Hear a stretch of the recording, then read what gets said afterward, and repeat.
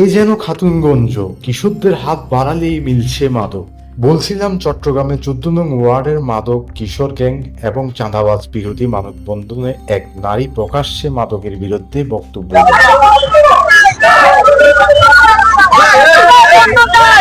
পেয়েছি, আমি আমার মনের কথাটা বলছি। আমি চাই মাদক বন্ধ হয়ে যাক। আমি বিএনপিকে ভালোবাসি। এলাকায় মাদকের বিস্তার নিয়ে ক্ষোভ প্রকাশ করেন তিনি।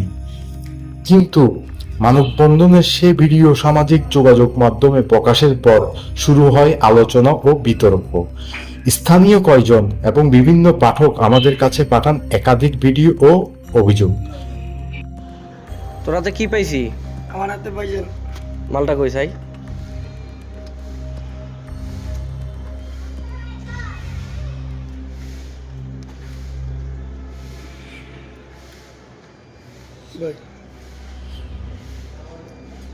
ইয়া বাবা আপনার 5 নম্বর গুলি তাই বাপু বেছে কত থেকে নিছিস এটা? এটা আপনার তাই বাপু নিছি তাই বাপ কয় টাকা দিয়ে নিছিস? 200 টাকা 200 টাকা।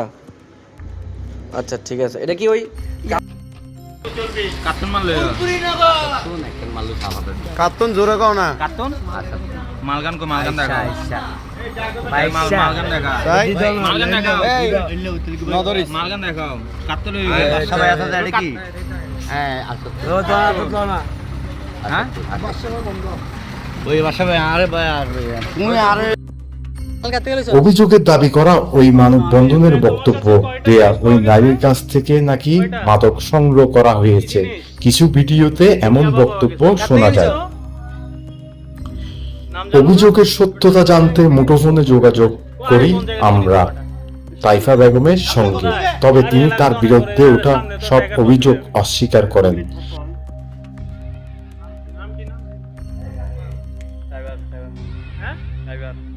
ভাই আমার বয়সটাই বা কতটুকু হয়েছে, আমি কেন এগুলোর সাথে থাকবে? আর আপনার দরকার হলে ভালোভাবে আপনি আমাদের এলাকায় আরো ভিতরের দিকে যেয়ে আপনারা তথ্য প্রমাণ নেন। 5 নম্বর গলির ভিতর দিয়ে আমি তো ওখানে থাকি না, তাহলে আমি কিভাবে ব্যবসা করবো? একটা মানুষ তো থাকতে হবে, তাই না? জি জি জি। আর আমি একটা তখন আমার মানে বাচ্চা হয়েছে যখন 21 সালের 20 সালে তো করোনা ছিল, 21 সালে মানে ইয়াটা হয়েছিল, তো তখন তো প্রতিবাদ করছি, প্রতিবাদের সবকিছুই আছে, সমস্যা নেই। আর যেহেতু আমি এগুলো করি না, তাহলে এখানে আমার নামে কে কি করলো কে কি করেন এটা আমার কোনো মাথা ব্যথা না, জি জি। বুঝছেন ভাইয়া? আচ্ছা। আপনি তো বুঝতেছেন আমি ভালো কিছু করতে গেলে অবশ্যই খারাপ কিছু লটাই। জি জি। আমি যেহেতু ভালো কিছু করতেছি, অবশ্যই আমার ব্যাপারে খারাপ কিছু লটাবে। এখন ওরা মানুষ দূরে দূরে মানুষকে আপনার ফিরিতে ইয়াবা দিয়ে আমার নাম বলাচ্ছে। যারা নেশা খায় তারা তো আপনার 10 টাকা পাইলেও তারা অনেক কিছু। আচ্ছা আচ্ছা। নেশার্থীদের কোনো বুক পিট নাই। ওরা কার নামে বলতেছে কে দেখেন, আমাকে চেনেই না, কিন্তু ঠিকই আমার নাম বলতেছে। আর যেহেতু ভাই আমি রাজনৈতিক দলে আছি, তাহলে তো বুঝতেছেন এখানে অনেক রকমের ষড়যন্ত্র হবে। আর এখানে আমি কেক কাটতেছি, কেক কাটাটাও কি হয়েছে ভাইয়া বলেন? আচ্ছা আচ্ছা। জি জি। মানে যে ছবিগুলো পাঠাইছে এগুলো কোনো ভিত্তি আছে? এই ছবির কোনো ভিত্তি আছে? কিছু নেতা আছে মানে উঠতি নেতা আর কি, যারা ওইভাবেও না, মানে একটু কিছুদিন হয়েছে মানে এগুলো নিয়ে একটু হয়েছে আর কি।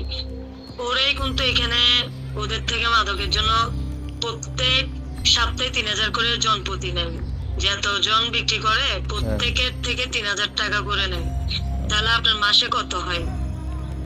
এটা আপনি একটা করেন। এখানে চাঁদাবাজিও করছে, এখানে অনেক কিছুই আছে। নিয়ে মাইক নিয়ে ঘরে ঘরে যে করছিল যে অবৈধ বন্ধ করার কথা। এটা বলার কারণটা হচ্ছে ওরা একটা ভাতার মতো টাকা খায়, মানে প্রত্যেক সপ্তাহ বা 15 দিন বা প্রত্যেক দিন বা একটা থাকে আর কি, জি জি। বা মাসে একটা এমন থাকে। তো ওই টাকাটা এই কারণেই ওরা এইগুলো কেন করছে, এই কারণেই করছে ওরা যাতে একটা মানে টাকার অ্যামাউন্টটা যাতে বাড়াইতে পারে, তাদেরকে যাতে আবার মাদক ব্যবসায়িকরা যাতে যে বলে যে ভাই ব্যবসা বন্ধ করিয়েন না, আমি আরো কিছু করব, মানে এরকমই আমরা জানি। আমি তো দেখছি ভিডিওর মধ্যে আপনার বোনের জামাই এবং আপনার বোন মাদক হ্যাঁ। মাদক দিচ্ছে মানুষকে, মাদক বিক্রি করতেছে। মানে ওরা মাদক দিচ্ছে? জি জি জি জি, অনেকগুলো সিসি ক্যামেরার ফুটেজ দিচ্ছে। আচ্ছা আচ্ছা, এখন ভাই আমি বলি আপনাকে, যদি ওরা যদি ওরকম কিছু করেন তাহলে ওদের ব্যাপারে অ্যাকশন হোক। আমি তো বলতেছি না যে না, আমি এখনো আপনাকে বলছি, হ্যাঁ আমি বলছি আমার আমার যদি আমার হোক বা অন্য কারো হোক বা বাইরে যারাই হোক, মানে মাদক বিষয়ক ওখানে যেটুকুলো আছে একজনকেও যাতে ছাড় দেওয়া না হয়। স্থানীয়দের দাবি, মাদক ও কিশোর গ্যাং বন্ধ শুধু মানববন্ধন নয়, প্রয়োজনে নিরপেক্ষ তদন্ত ও প্রকৃত দোষীদের আইনের আওতায় আনা। প্রশ্ন এখন একটাই, মাদকের বিরুদ্ধে যারা কথা বলছে তাদের বিরুদ্ধে যদি উঠে এমন অভিযোগ, তবে সাধারণ মানুষ বিশ্বাস করবে কাকে?